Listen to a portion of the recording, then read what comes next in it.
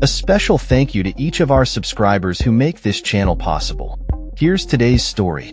In a dramatic turn of events, members of the Pentagon Press Corps staged a walkout on Wednesday, October 15, 2025, after submitting their press credentials in protest against a controversial new media policy instituted by Defense Secretary Pete Hegseth.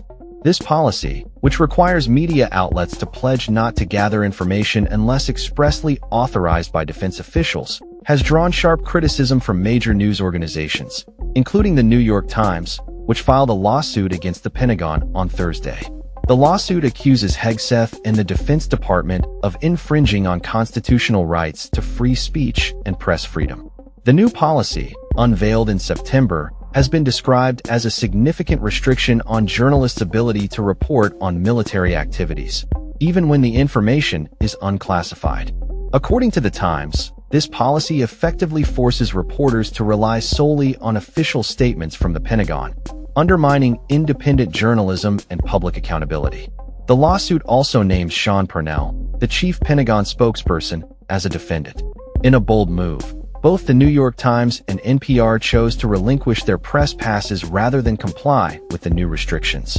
This decision reflects a growing concern among journalists about the implications of the Pentagon's policy on their ability to cover military matters effectively.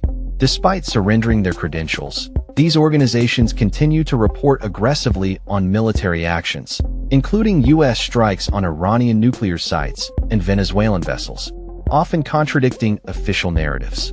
The whistleblowing by an inspector general regarding Hegseth's private communications about U.S. airstrikes in Yemen has further fueled scrutiny of the defense secretary's actions.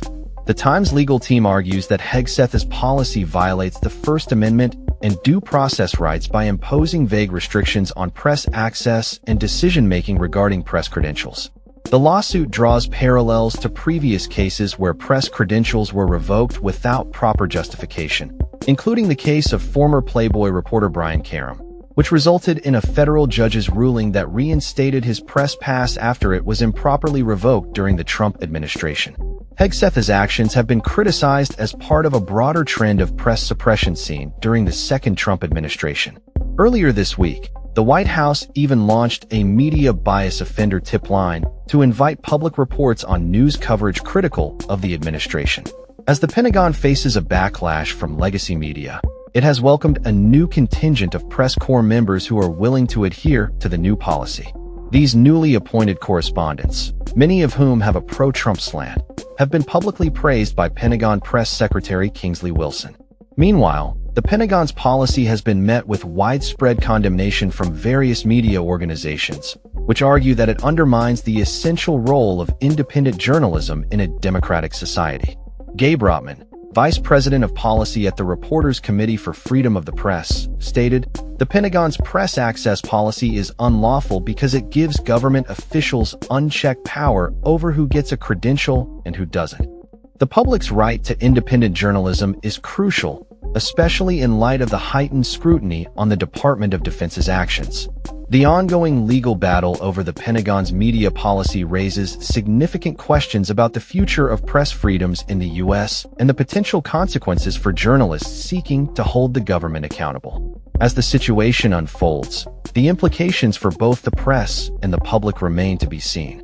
The New York Times lawsuit is a pivotal moment in the ongoing struggle for press freedom, highlighting the delicate balance between national security and the public's right to know. As more details emerge, the media landscape may be forever changed by the Pentagon's decision to restrict access to its operations, raising alarms about the future of transparency in government. That's all for this story. We upload videos every day covering many different subjects, so hit that subscribe button to stay informed. Thanks for watching.